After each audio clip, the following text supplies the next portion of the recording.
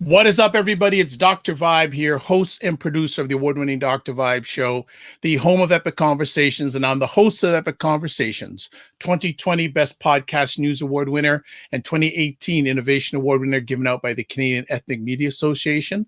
Also, I host the only online broadcast in the world for dads and fathers, and that will come into significance tonight.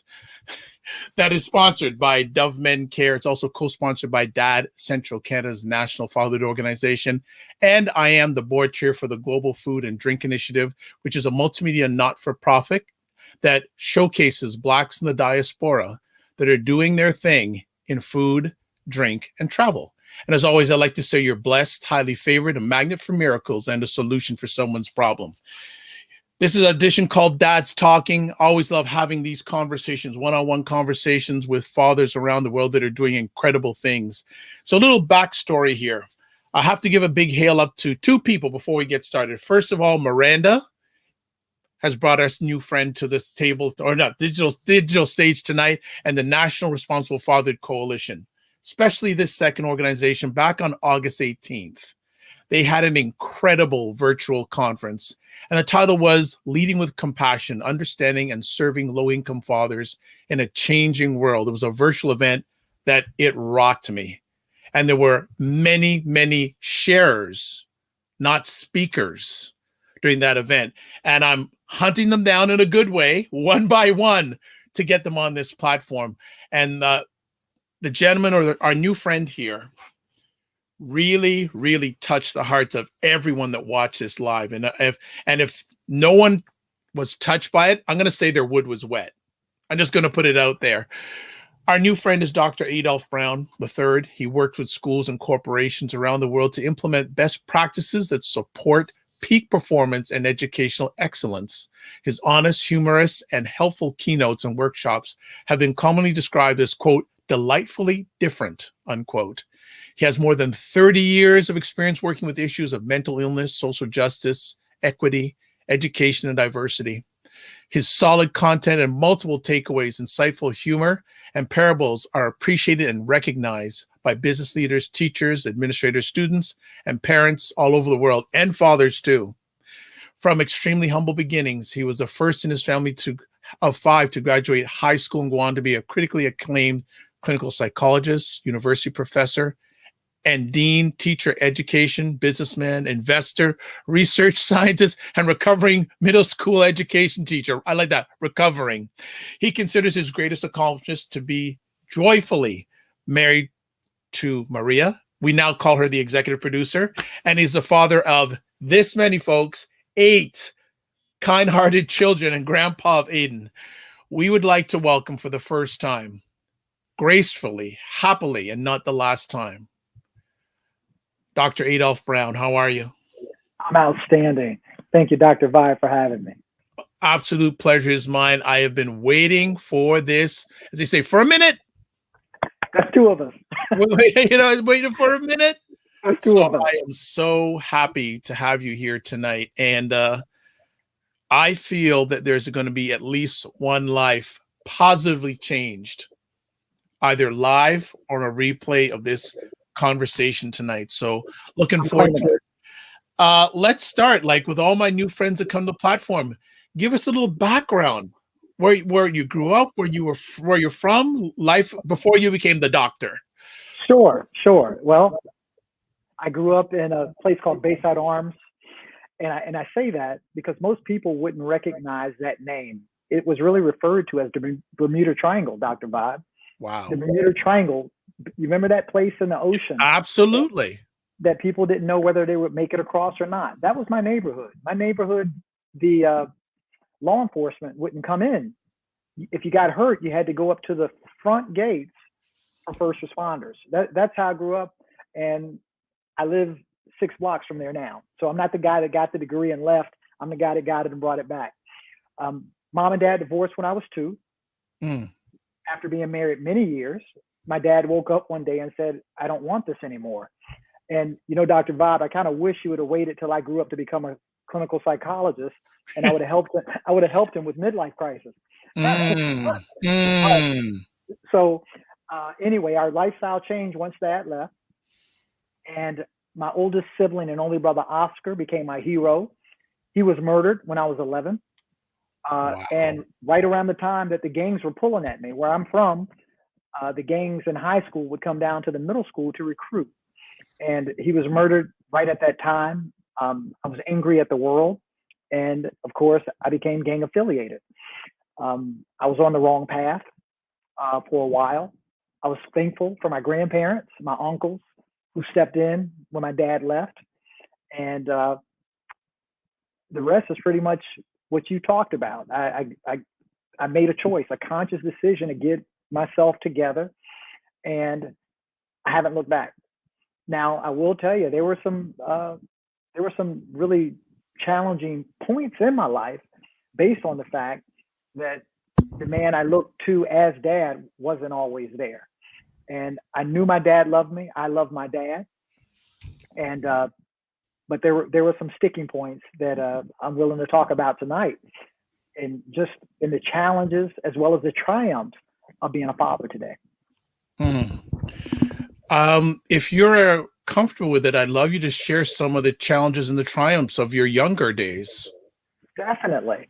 Well, my mother believed in keeping me busy. So I am an acclaimed martial artist and boxer. I opened a gym in my community for young people and older people that couldn't afford the big box gyms. So that's one of my give backs.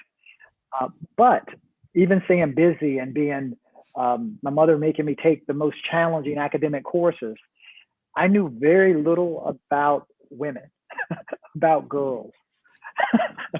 Hey, no problem. Hey, the executive producer's in the background, so I'm sure she's giving thumbs up for this. That's right. So I knew very little, and I didn't really become totally interested, until college, when I met the most beautiful, the most intelligent woman I'd ever seen in my life. And that was when, in college, as a sophomore, I became a father before I was a man.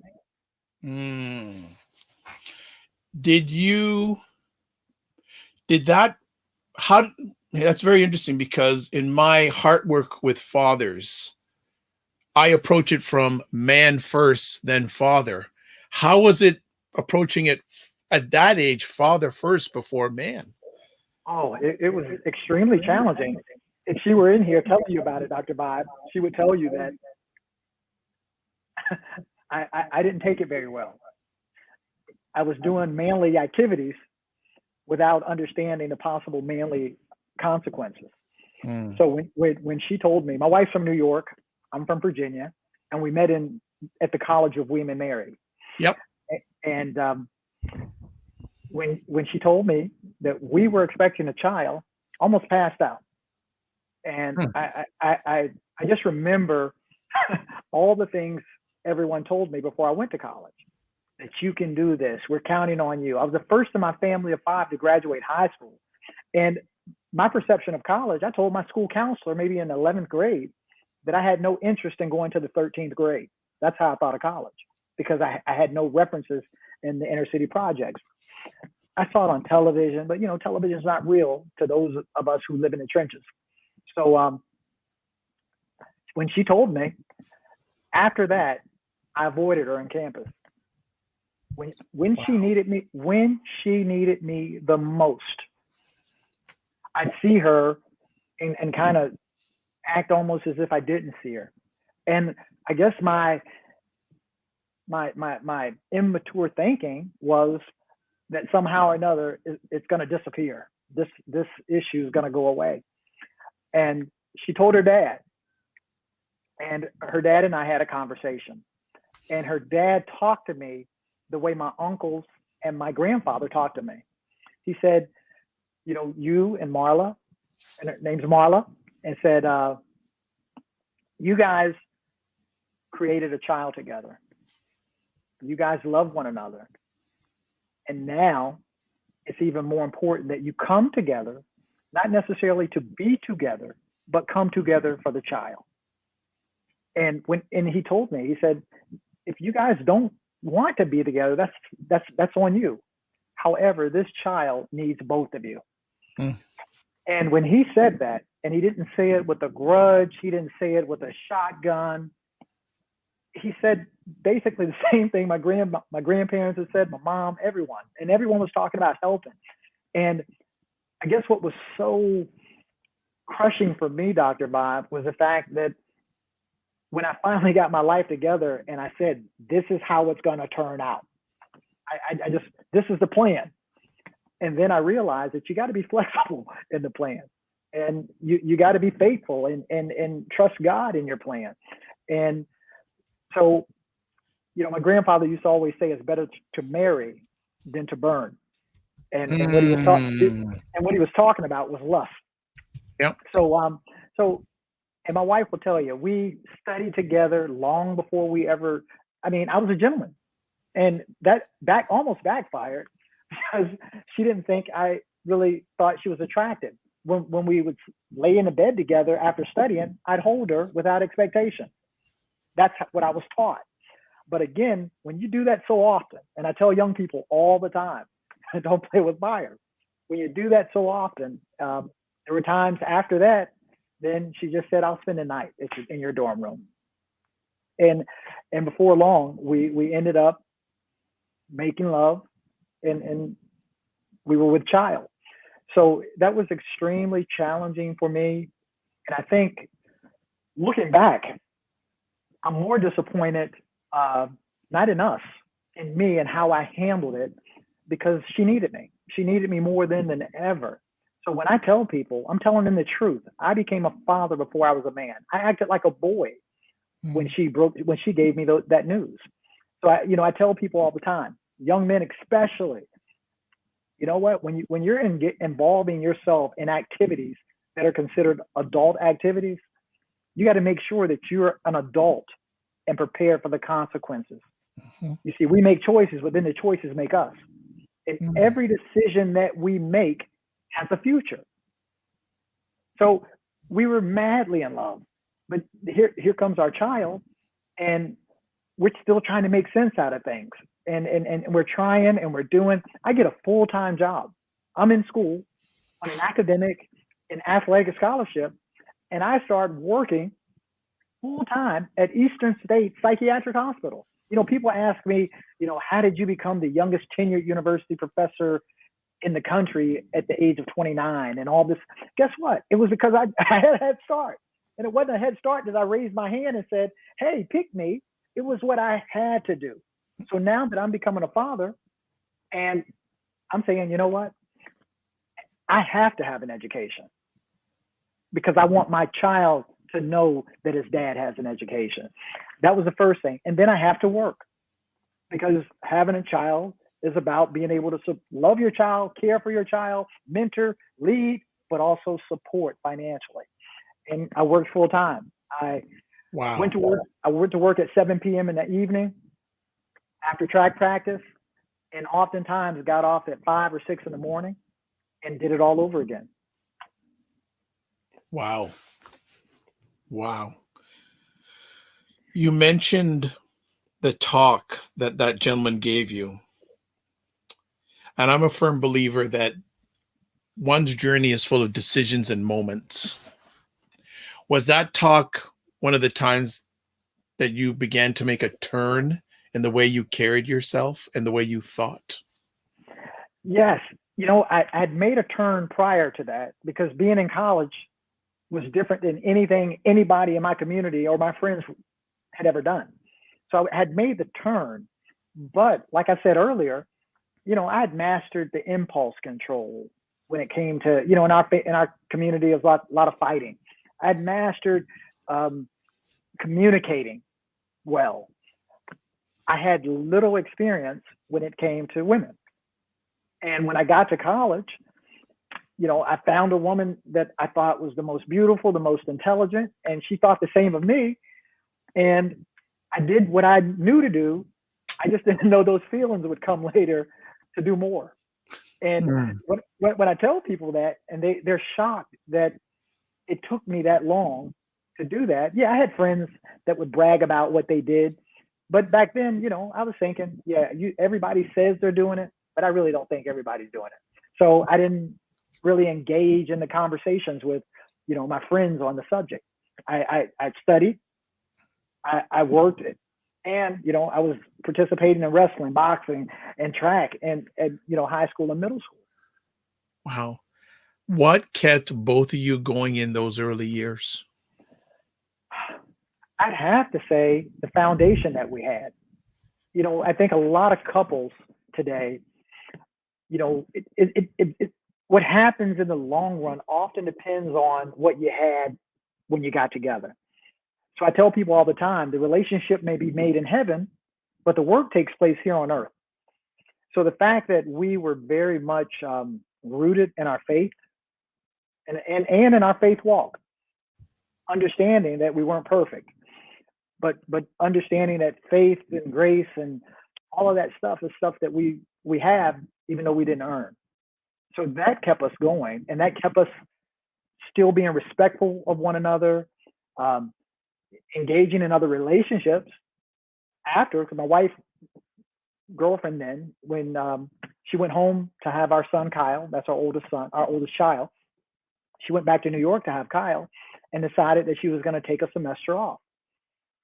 I stayed back at the school. While she was there, she was being sought after, pursued by an ex-boyfriend. A similar dynamic was happening to me back here, in Virginia.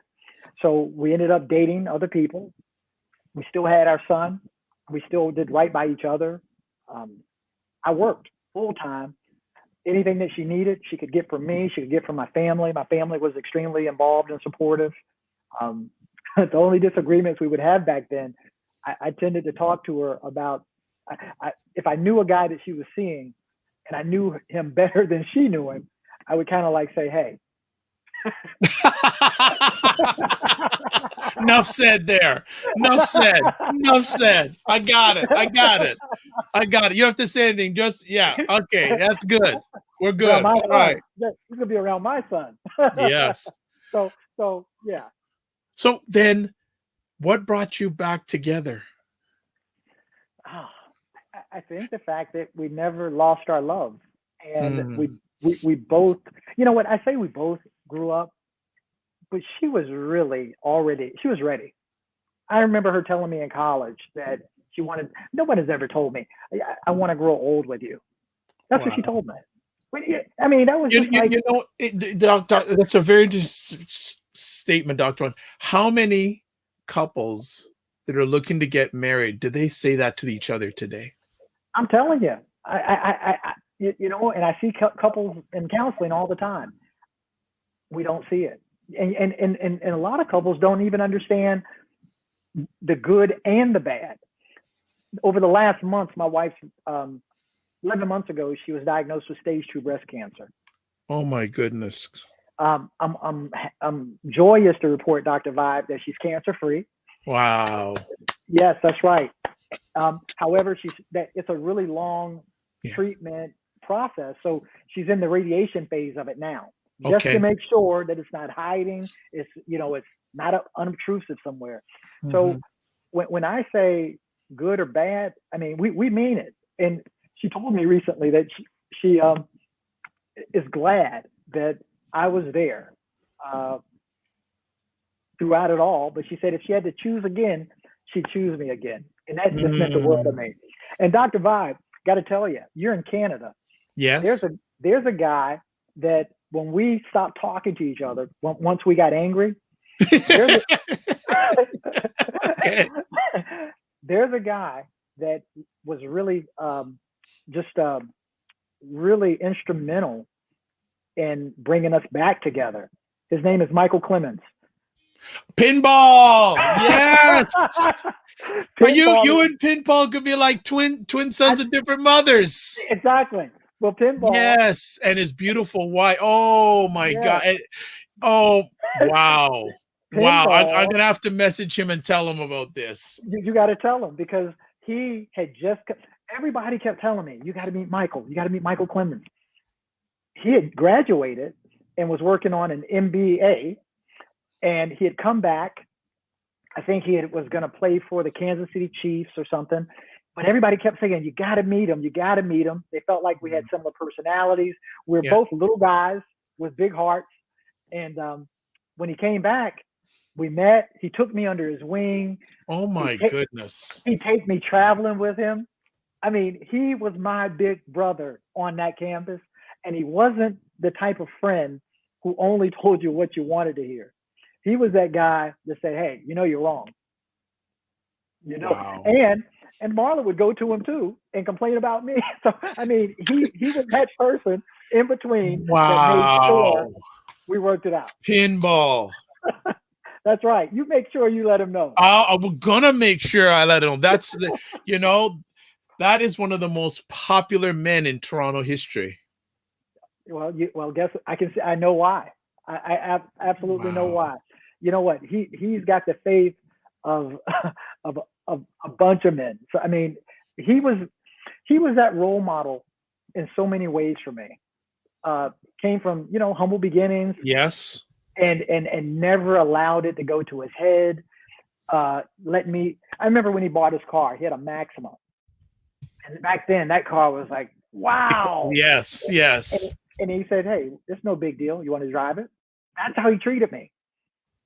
So if you saw him, you saw me, because I was tagging along and he was teaching me along the way. At one time, he wanted me to try out for the what do you call it? The Argonauts. And, yeah, he wanted me. He said I was good enough to try out. So I mean, that's how instrumental he was in our life. Yeah, folks, for those who don't know, Michael Pinball Clements and his beautiful wife, Diane, I mean, servant hearts. That's right. And That's right. always believe in the good in people. That's right. That's right. I mean, look him up online. I'm sure there's some videos in YouTube. I've seen him in speaking action. I've seen him in one-to-one action. That's right. And he has a real gift, especially when it comes to men and boys. That's right. That's right. Of finding their heart. That's right. He did that for me. So he was one guy. I had people that I worked with at the hospital. Yeah. That, you know, they knew I was in school. So after the patients were put to bed, you know, they'd say, "Go in there and study." Wow. And look, they would say, "Go study," but listen to this. They would end up waking me up before the shift was over. So I say it that way so I don't get anybody in trouble. Got it. Let me ask, why did you pursue the field of study that you have? Oh man, you know what? Because I wanted to know who I was. You know, granted, I've always had a servant heart. I'm from a family of servant leaders, and you know those terms are thrown around a lot. But when I talk about servant leadership, I'm saying if serving is beneath you, then leadership is above you. That's how I think of it. But I ended up majoring at the College of William and Mary. I have degrees in anthropology and psychology and a minor in education. So long before I got my master's, two master's degrees and a doctorate. But I wanted to understand me. My mom, everybody was so concerned about me when I'm being gang affiliated and things of that nature, sending me to this counselor, that therapist. One, none of the therapists looked like me. Yep. And that didn't have to be a disconnect, Dr. Vibe, but it was because they couldn't they weren't even able to understand what I was saying half the time. There was just a huge disconnect. So I stopped talking. I'd go and I wouldn't talk. I'm like, "You don't understand me. You don't even care." I wanted to know first about me, but then I also wanted to do what they did better, because my mom believed in it. Teachers, everyone believed in that vehicle, but that vehicle was not helpful for me. Wow. So that's how I ended up in this field. Well, congratulations. I want to spend the rest of our conversation really digging deep about Black fatherhood. And the sharing that you gave during that event blew my mind. Like I was calling people saying, "You know," I said, I need some help. Get me a stretcher. I don't. My mind is just like I was out to lunch. Where do you want to start when it comes to talking about Black fatherhood? Well, what's in your heart? Well, what's in my heart is I think we have to go back in history, Dr. Bob. I think, you know, you can't heal what you don't reveal. So in America, we have a situation where history right now, Black history, isn't being allowed to be taught in certain places and areas. And what happens is they make slavery sound like it's Black history. Slavery is America's history. And when I say that, let's go back. Let's go back, Dr. Vibe, to when families were split up and sold. Okay, now I'm not getting to the deep trauma now, but that's traumatic. Families are broken up and sold. Let's go back to when maybe the slave master's wife had a headache that evening, and the slave owner went to the quarters of the slaves and grabbed someone's wife in front of them, in front of the children, and said, "I'll bring her back later." Mm. You want to talk about trauma? Mm-hmm. And if this man stands up, he's seen what happens already because they made examples. He'll get killed in front of his children. And then he has to embrace his wife. His wife has to embrace him after this horrendous act has occurred. Dr. Vibe, nobody's talking about this. Nobody's talking about it. We act like it didn't happen. This has happened. Black men were raped. I mean, I'm telling you what these books on my shelf. So when you take all of that into consideration, you have transgenerational trauma. Yes. You have this trauma that has implications on today's Black men. And what does it mean? It means if I care too much for my Black woman or any woman for that matter, she can be taken away from me at a moment's notice. I mean, these are things that these archetypes, this ideology is passed on. And we don't account for that. We want to blame people on their present day circumstances without looking at not only their present history. There's trauma right now in families, but look at where we've come from. Look at what was done to Black families. And when you look at that, when you truly dissect that, it's a wonder that Black men are standing today, Mm-hmm. that are standing and being accounted for. Because that, Dr. Vibe, I don't think I would be able to be having this conversation with you. I don't think I'd be here based on what's in my blood. I mean, that's and everybody says you got to be careful what you say in the present day because you weren't there. I get that, but at the same time, I just Black men being whipped in front of their families to make a point. All of this. So what happens? Did it just end when slavery ended? Did the thoughts of that? When once slavery was ended, were we healed?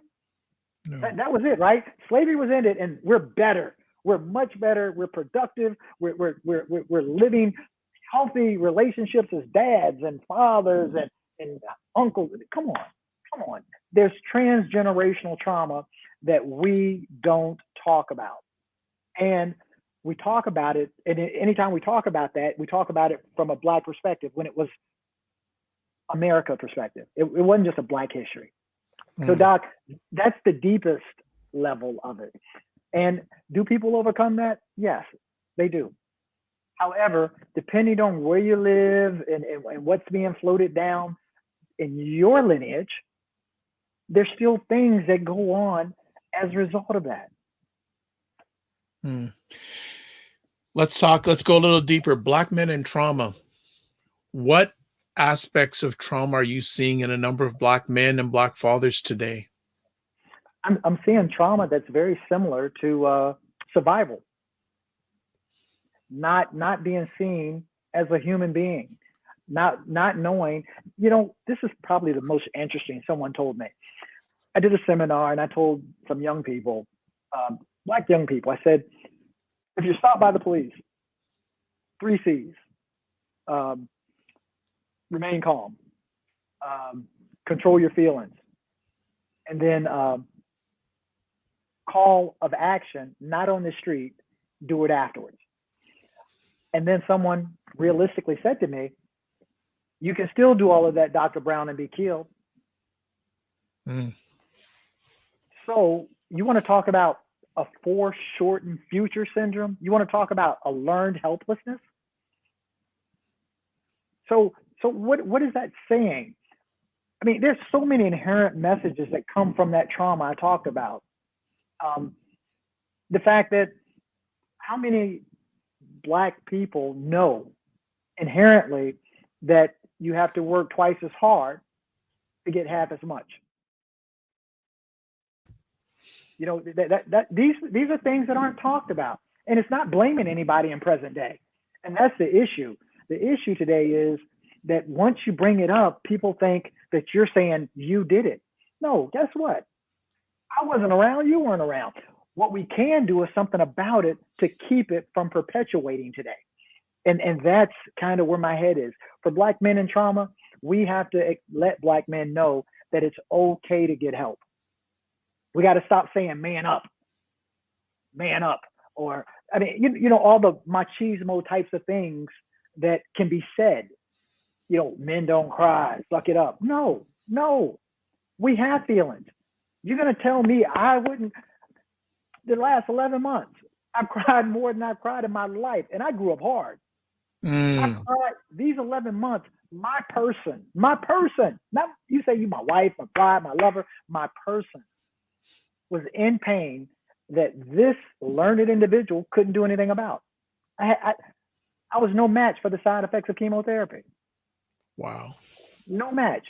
I thought I would only ever give my wife a sponge bath on our anniversary.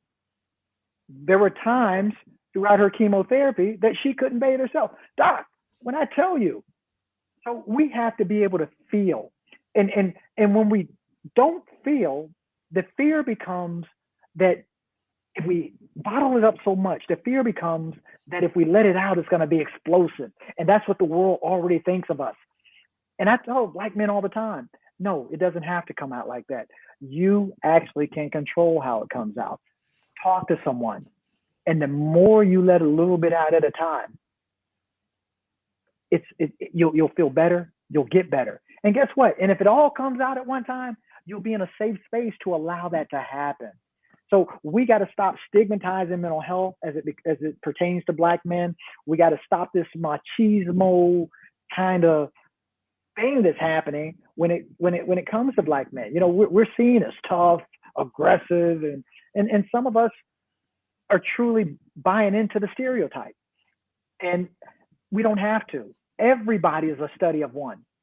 All of us are studies of one. We're all uniquely different, and it's okay. So I would really like to see us as men allow ourselves to be a person first, to be a human first. You know, we're really good at being human. We're not good at being humane to ourselves and others. So wow. I'd like to see that. Wow. Ooh. Well, let's go further in regards to Black fathers, Black men. Let's take a look over the last 16 months. The world has changed drastically. Right. From your lens, how has it impacted Black fathers and Black men? Oh, tremendously. And first of all, we can't really talk about much in the present without talking about the past. Sure. So let's talk about the pandemic. So the pandemic has brought about so many different changes. But now you're saying we have to take a shot to be vaccinated against the virus. Now, guess what? There are Black men who remember the Tuskegee syphilis study. Mm-hmm. Now, they didn't call it syphilis. They called it the Tuskegee study. But what they really did was inject Black men with syphilis. Now, guess what? Do I believe that that's happening now? No. Now, guess what? Do I believe that it could? I think it could, but I don't think it is. I think there are more checks and balances. I think the people at the top, I think we have more people that are concerned about the welfare of everybody, regardless of their language, age, race, religion, gender, education, disability, economic status, and sexual orientation than any one group. So I believe that. But do you know how many don't? Lots. You know how many don't, and that's not the only study. I can cite a bunch of studies, but I don't want us to live in the history, in the past tonight. I want us to kind of talk about now. But that's been a major challenge. A major challenge for Black men is like, I'm not going to let you do to me what I know you did to other Black men in the past. That's one. The job market, the labor market. Oh, wow. The labor market. How are Black men treated with a Black father and a Black mom? And as much as we need our queens, don't get me wrong. If a woman needs support for a child or doesn't have the means for support, there are programs. If a Black male does not have support for the child, there's incarceration. Help me understand that. So, I mean, it's a reality. I don't know if it's a reality in Canada. Yes, it is. Yes, it is. Okay. Absolutely. Absolutely. Okay. It's a reality. So let's talk about that. I mean, so how is it that when you look at me, you don't give me the benefit of the doubt? There's something about me that makes you think the worst. And, that's perception. That's what I work on a lot. Perception and perspective. That's what I did in the master class you saw. So that's what I help people with the most, is that we have to be able to see the tree and the seed with children, with each other. We have to be able to see and know that genetics loads the gun. We don't have a choice in our hue, but the environment pulls the trigger. So we got to make sure that everybody has an environment that's challenging, healthy, engaging, safe, and supporting. Everybody. And I got to feel that. I have to feel that. That's why the talk of inclusivity today. Diversity is usually a given. And when I come to Canada, I experience more diversity than a little bit when I'm in Canada. Inclusion is a choice. Inclusion is a choice. So what I'm saying, don't invite me to the party to check off a box. If you're going to truly be inclusive, invite me to the party. Make sure you got music that I like from my culture. And guess what? Ask me to dance. And if you really want to get inclusive, get to know me and know that I'm an introvert and I'm really waiting to go home. Nice. What are Black men telling you? What are Black men and fathers telling you? What's going on in their hearts? What's going on in their minds? You know what? It's so frustrating. That's what they're saying. I'm frustrated. I'm seeing what's happening to Black men in this country. I'm seeing how we're treated. I'm seeing that the jails are overcrowded. I'm seeing that I can't get a break. I'm seeing that this is what they're saying. We know it's not everybody, but they feel like when they leave their homes, they're on the battlefield. What is that like? You want to talk about post-traumatic stress disorder? You don't have to go to war to experience what Black men experience every single day. When post-traumatic stress disorder came about from world wars, Black men are doing this daily. And the issue is we're not recognizing it. We're looking at the outcomes as opposed to the antecedents.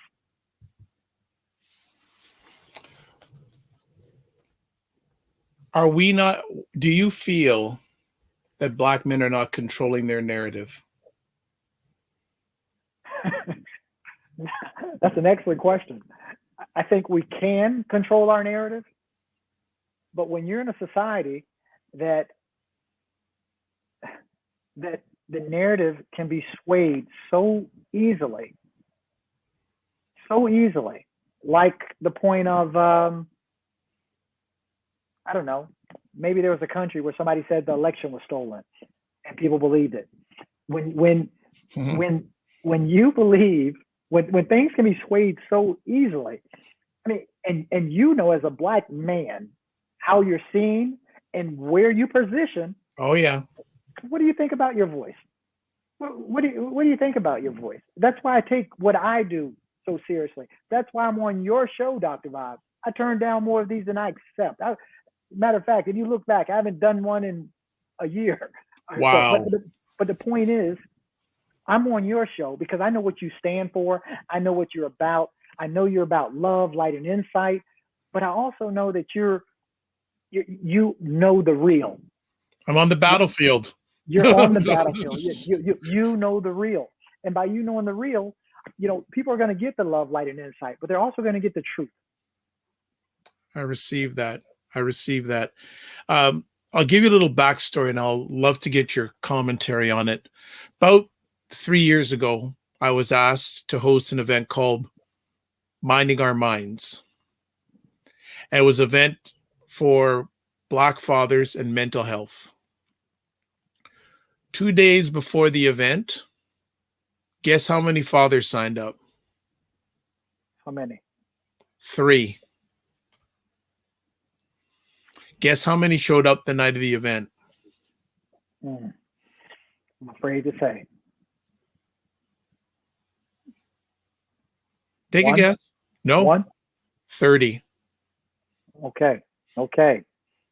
So you being a much more experienced facilitator than myself, me just working up to the Doc Speaks level. You should have your own speakers academy, by the way. Just a thought. We do. Okay. Well, we may need to talk then. All right. We do. All right. So we're always looking for good people. We need to chat offline. Absolutely. So I had my flip chart ready, and a higher power told me, ask this question to the men. I asked them, how many of you men have or had a good relationship with your father? 2 hands went up. That's where we landed for 3 hours. That's right. Can you add value to that? Because a lot of people don't, especially our women, don't understand how impactful that relationship, whatever it was, impacts how they are fathering today. You know what, Dr. Vibe, I kind of wish you would write a book on that subject, because what happens when we think of women, particularly they say women with relational issues, you think they have daddy issues, but I found that more men have daddy issues than women. Talk to me. So, and when I say that, it's all what happens in a therapeutic setting. Oftentimes, moms will triangulate with their sons, and instead of I'll just use it. It almost is analogous to dating your son. Mm-hmm. Spending time, that kind of more time with your son than your husband. And children sometimes, the sons grow up to think, dad is kind of extraneous part of the relationship. And what happens then when discipline becomes an issue, when it comes time to teach the child, when it comes to right and wrong, if the mother is on that friend level with the child and dad is trying to be the disciplinarian, then it's 2 against 1. How often is that dynamic? So then you get dads sometimes that feel like they can't win and they bow out. And this is really, from a research perspective, most mothers overfunction in relationships anyway. And when I say overfunction, it's not because they have to. Most mothers, the caretaking and the nurturing, both do, but mothers will want to take the kid to the soccer practice and to this practice and to this event and go to that event. And if fathers aren't necessarily invited or encouraged to come, most dads would say, I'd rather work. And it's not that, it's not just earning potential. We know as fathers that we got to be there. In our family, we have a saying, guess what? I have to work.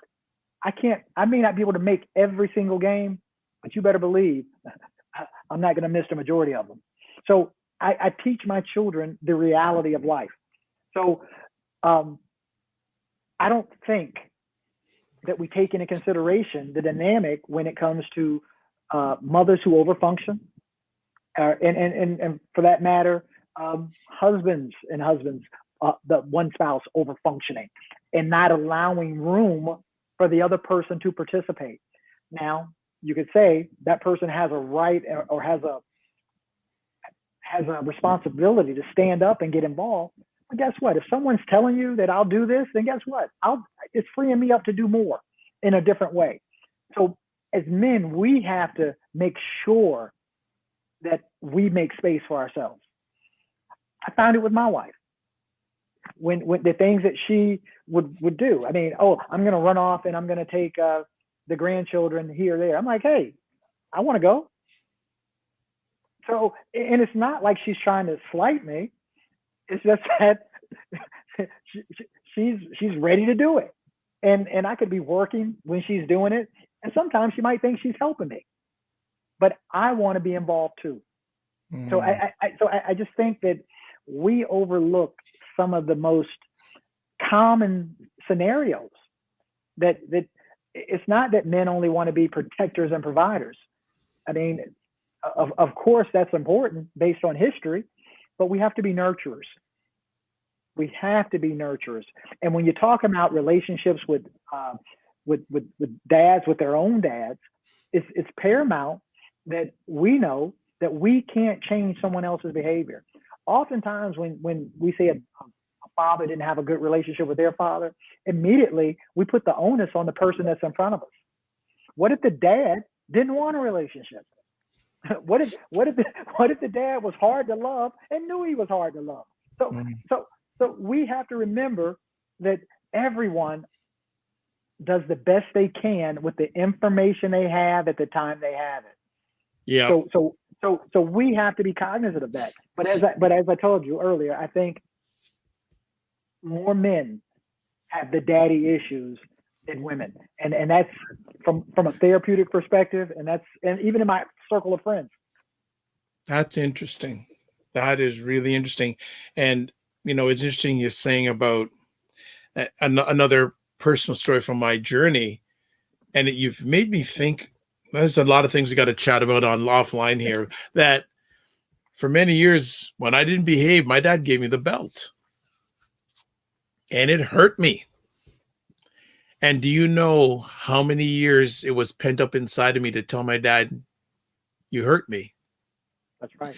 And many years ago, I said, it's my time, because I came to peace with myself saying, whatever he says, I'm going to be able to live with, because I just to say, you know what, whatever the outcome is, I'm ready for it. That took time just to build up to that moment. Yes.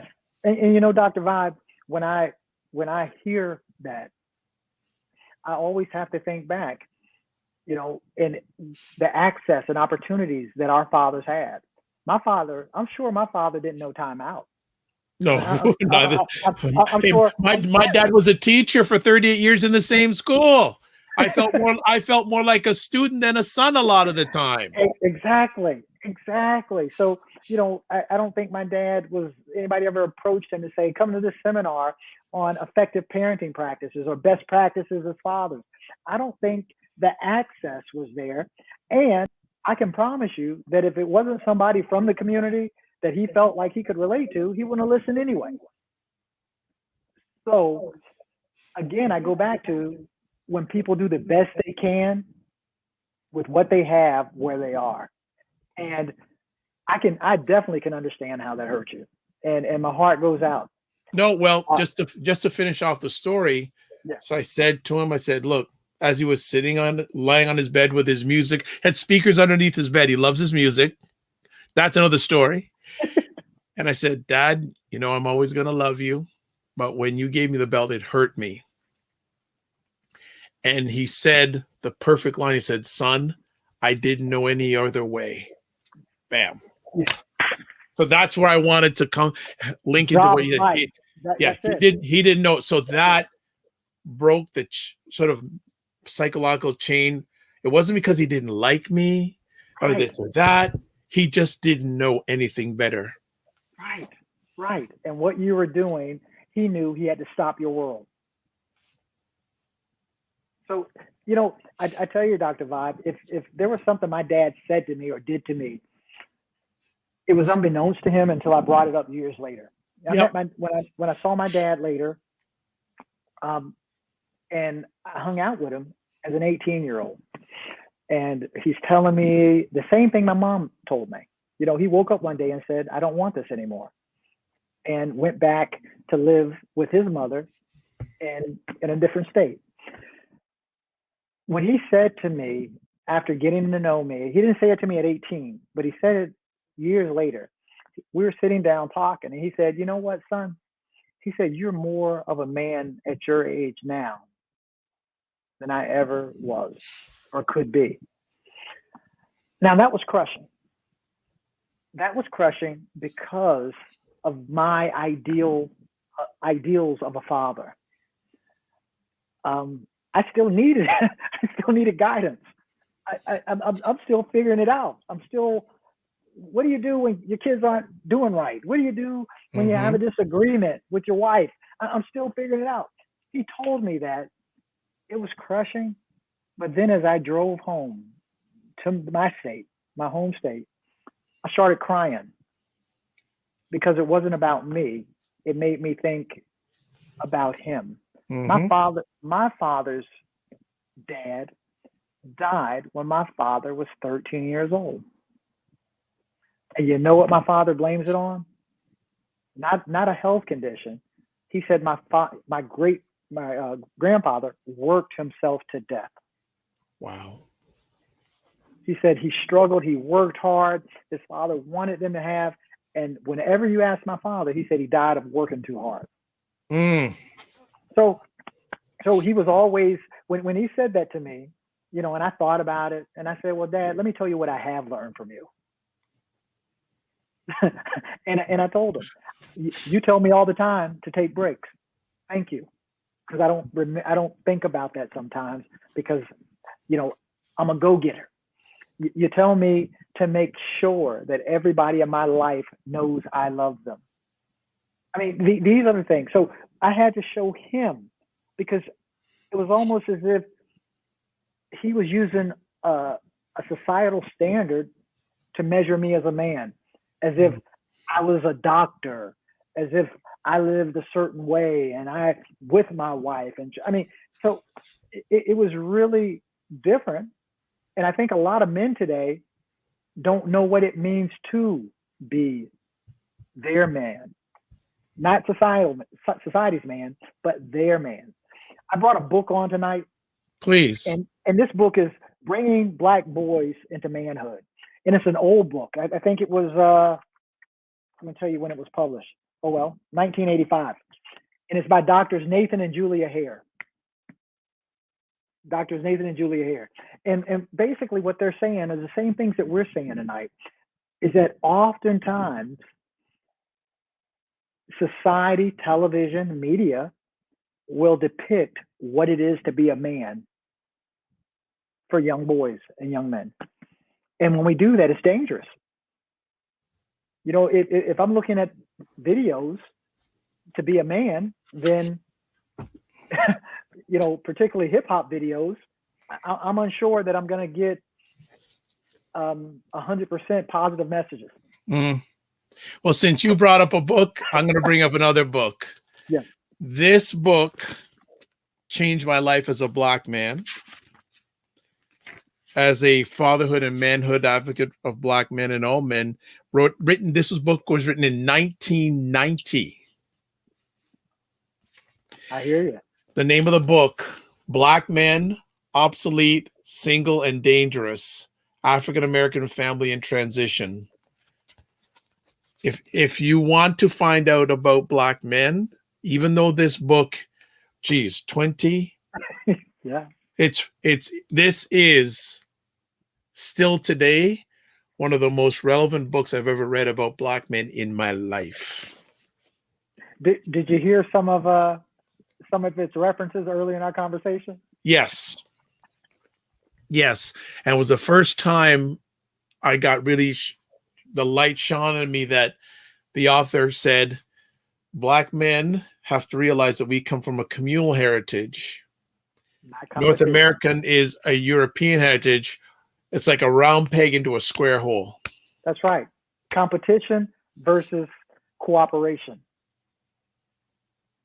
Yeah, that book, I keep it on my desk. Okay. And it's interesting, the number of Black men I've shown that book to, and they go, I got that book. And that makes me feel, that makes me feel good. So if anyone wants a good book for Black men, that one, timeless. That's right. Timeless. Timeless. I want to talk about Black fatherhood and provider. Want to get your thought, because to me, provider is not just financial. Right, but that's what normally is expected in the wider world, that you have to be able to pay for the children you have. And provider means being a nurturer, being a caretaker. If you're not with the mother, respecting the mother, providing respect, providing compassion. So being a provider means being a part of a household, particularly if you're there. But when you're not there, it's even more important. So we got to get out of the stereotype of being protectors and providers. And you know why we want to be protectors? Because we don't want anyone to come into our home and think they can take, our spouses out and do as they wish. I mean, I'm just being real. Yeah. with the archetypes. So, and I tell you something else, Dr. Vibe, that we don't think about. We don't think about the importance of the union. I was telling someone the other day, they have a child and they're unmarried. And regardless of how you feel about marriage or being married, but I was giving them research. And the research is, if you're with someone in an environment with a child, with a significant other, and you're not married, the experiences of that child are very similar to you being a single parent. Wow. Wow. You just made me think about a whole pile of people in 30 seconds. Exactly. That child, the outcomes and how that child and the things that they're likely, doesn't mean they will, it's not causation, it's correlation, that the outcomes for that child are very similar to if that child was in a single parent household. And people say, well, how? It's only physical. No, it's not. It's the ideology, what goes with the values. It's all of that. Yeah, it's so true. And I know I've read some of those studies saying that the more the father is involved in the raising of the children, the better potential outcomes are for the child or the children. Yes. And then we got to think about what is it about commitment for Black men? Well, guess what? It's recapitulating the trauma. If I love you, if I put nothing above you, and then someone takes you from me.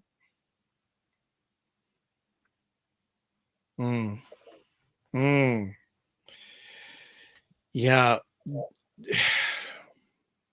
It's just really, I was saying the same, but it just makes it, are things getting better? Yeah, I know they're getting better, because there are Dr. Vibes in the world that are talking about it, and then there are fathers that are listening. So once you can recognize your behavior and the pattern of behavior that you're on, you can do some course correction. When you think about commitment and you wonder, I mean, it's really protective factors. They're maladaptive, but they're protective factors. I don't want a commitment because, yeah, you might leave me, but it's deeper than that. Where did that come from with your dad? Where did it come from with his father? Where did it come from with and your father? You get guess what? It's devastating to have something snatched, to have your family broken up in your face. That's devastating. So how much of that has transpired to you? So we got to talk about commitment and why there's a lack of commitment. We got to talk about the fact of the stereotypes that are now being thrust upon Black women, that they're the backbone, and guess what? They need compassion and grace just like everybody else. But when we fall for these societal stereotypes and these societal narratives, when you fall for them, you end up living them. Like you just said, we come from a communal relations, tribes. Heritage. Exactly. And communal, working together. That's collaboration. Name a country today that's not competitive, that doesn't encourage competition from the day the child is born in any type of school, public, private, charter, competition. And that's not who we are. Go ahead. Go for it. Go for it, Doc. Go for it. I'll get a little wild though. But yeah. That's all right. It's all my audience can take it. My audience can take it. Okay. So that's an issue. That when something's in you, but you live in a society that is the antithesis of that, there's conflict. Oh, shout out to Josh Linton. He actually is a daddy doula. Kudos. Yes, and doing fantastic work with dads based in Milwaukee. Oh, okay. I just left Wisconsin last week. Oh, jeez. I was just in Wisconsin for it was an actual corporation. I was working with them on diversity, equity, and inclusion. So here's my question. D&I is hot, but when do organizations ask you to talk about Black fatherhood? You know what? I talk about it inherently. I got to tell you, the only organization that ever truly says, I want you to talk about Black fatherhood is an early childhood organization in our country called Head Start. Head Start was came out of the war on poverty. When they saw that community action agencies were well suited in environments to truly help those in the trenches. So a program came about called Head Start for low-income children and families that has shown just tremendous success. And Head Start organizations will often contact me to talk about Black fathers, to uplift Black fathers. In fact, and this is what's so great about it. This is early childhood. So the children are 3 to 4, and the fathers are there, and they're coming out, and they're involved, and they want to know what to do. And I tell them some of the most simple things, like, you're involved now. Please don't think that as your child gets older, you can be less involved, because that's what most people think. What ends up happening, you need to be even more involved in middle school and in high school. So that's when your child is going to be confronted with conflicts, and they're going to need to know how to resolve them. And if you're not around, guess who's teaching them? Society. Mm-hmm. Look at the school shootings today. Look at the shootings that are going on just in society, how rampant things are. Guess Chicago. Well, you know what? In Milwaukee, I didn't know where I was. The guy told me it was called Milwaukee, and I'd never heard of that. I was in maybe Madison. But he said, hey, this is called, and I said, I've been coming here for years. I'd never heard of that. And I'd like to ask our doula colleague if he'd ever heard of that, because I had no idea. Wow. So yeah. How critical of a time are we in right now for the future of Black fatherhood? Oh, it's critical. When you'll get this, Doc, we're in the last of the last days. What do you mean by that? You're going to make me go there. Yes, I am, because my audience needs to hear it, and they want to hear it. They have a certain expectation of Dr. Vibe that he goes deep. He ain't gonna. This is not light. This is deep, because we want to leave them thinking. Okay, so, and I think regardless of your faith, so you don't have to be Christian, Muslim, Baha'i, witness, whatever, and you might not even be a believer, so to speak, but just to understand that the things that we're going through right now in society are unprecedented. That, we could have someone that's capable or not capable of critical thought and press a button and bring the world to war. So when I say we're in the last of the last days, I think when I was growing up, I'd hear the elders say things like, "These are the last days," and they talk about different signs. Well, I think the more people that you are able to sway emotionally, not intellectually, emotionally, that the more dangerous society becomes. And I mean, Doc, I've seen it in so many ways. I can go to, look at gangs for now. Look at gangs, Chicago gangs, street gangs. What are happening in gangs right now that's different from yesteryear? Well, guess what? The OG, so to speak, the men of the gangs are in prison. So what do you have? You have a bunch of young people, young boys, so to speak, that are making rules as they go. Now, I'm not saying gangs were ever good, but I'm saying without that leadership, without the men saying we don't do it there, we protect the elders, we don't do it here, they're children. Now you have what's going on in gangs today is you have young people leading themselves without the knowledge, the information, or the wisdom. And people are reluctant to address that, but that's the real deal. That's what's in Chicago right now. When you look at the factions in Chicago and the leaders that were a part, guess what? They're gone. And if there was segments of town that, hey, and it was known, you don't go there. This is where it happens. If you don't want it, move away from there. It's come downtown Chicago. They since the pandemic, they would run into the high-end stores, grab whatever they wanted, and run back out. So now to go in those stores in Chicago, you have to go one by one. There's a line that you can only go in one at a time with an armed guard standing at the front. So when I talk about what we didn't say is the importance of black men, that the world needs us. That's what I want black men to know. We need you. I see you. We see you. You're valued. And there's some that would say it's because of your strength. It's because of your resilience that makes you even more of a threat. So I just want to make sure that we have acknowledged that we need them, we see them, and we value them. Good. Well, as we wind down, do you have any call to action for, let me go into three groups. Call to action for Black women. Yes, I think my call to action for Black women would be to be less judgmental and more understanding. Okay. And go ahead.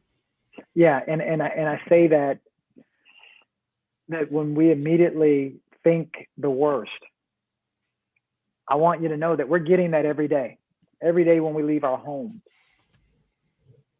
Our home should be a place where we can exhale. We go out to fight every single day. So don't be so quick to judge.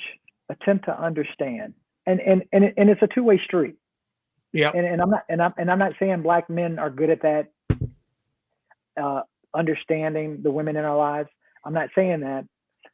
What I'm saying is, as a Black man, we need to be understood. We need that safe space that I can let you know how I feel. I don't have to keep it in.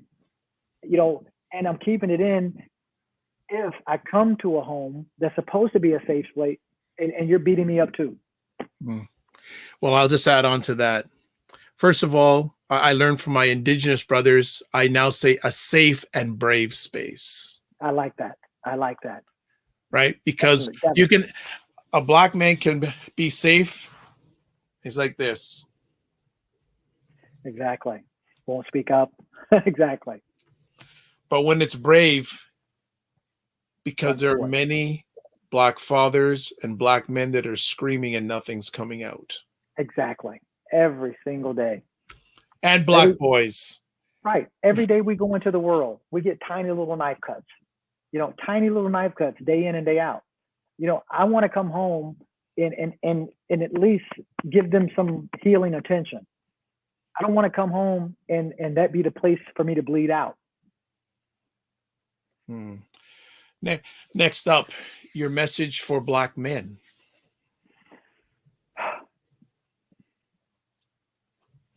Take your time. Yeah. I would like Black men to know, of all the things that I could say, I would like them to know that it's okay to feel and heal. Okay. And then finally, Black fathers.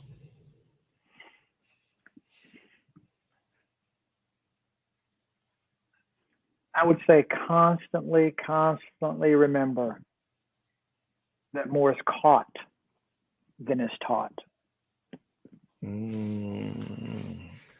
Wow. Beautiful. Beautiful. Well, before we let you go, I want you to talk about Doc Speaks. Okay. Doc Speaks is my website. I do, that's where people can find out who I am. If you're interested in having deeper conversation with me, you can go to my Patreon. We call it In the Balcony with Dr. Adolph Brown, as opposed to the basement. The balcony is that place where you're pulling other people up. The basement is that place where you're dragging others down. The balcony is a wonderful, safe, and brave space, thanks to my brother, Dr. Vibe, for all. It's all about love, light, and insight. And if you're interested in becoming a presenter, consultant, or speaker under my tutelage, docandfriends.com. Well, I know someone that may be contacting you on that. I just I said, oh, as Freddie Coleman on ESPN would say, I'm not saying, I'm just saying. That's right. That's right. That's right. Well, that is fantastic. I'm going to put so Doc Speaks website, docspeaks.com. You can find him on Facebook, Doc Speaks, Twitter, at Doc Speaks, Instagram, at Adolph Brown. So those are all one of the many places. There's more, but I just listed those for right now. Dr. Brown, thank you for what you have done, what you are doing, and what you will be doing going forward. I am absolutely definite that we got some stuff to do together. I know, without a doubt. And you know what, Doc? And I want my brothers and sisters that are out there watching to know, doctor is what I do. Adolph is who I am. There's a difference. Final comment here from Josh. It's more than knowing we're seeing. We need to rise into position again and to have the Black home become the Mecca of the revolution. That's right. That's right. I agree. Very well put. All right, Doc. Thank you so much. I have a feeling when you come back from your next jump, we're going to have a round two. Let's do it. Let's go deeper. All right. There's much I wanted to say. No, that's part two. This is an appetizer, and most importantly, to you and your family and the Black men, the Black fathers, and the Black families you are helping with your heart work. Remember everyone to give themselves grace. Amen. Thank you so much. Wow, that's why we say this is the home of epic conversations. Because I don't know about you guys, but that was an epic conversation, big time. I'd like to say thanks for those who caught it live, especially Harrison Family Vlogs and Daddy Dula, my man Josh Liston, as in Sunny. Sunny as in Sunny Liston. Folks, I am full. My heart is full, not my belly. My heart is full today. And I just like to say thank you, everyone, for taking the time to watch. As always, I always close out with this. Live your life as a dream. If you can dream it, you can make it. Sometimes you have to get smaller to get stronger. Block assumptions and aim bigger, aim better, aim higher, aim wider. Love, faith, and respect. And remember to give yourselves grace. Thanks very much. And follow us, YouTube and Instagram, so you get notified when we continue to have epic conversations. And if you want to bring any topics, please contact me. God bless. Peace and well. Keep the faith and walk good.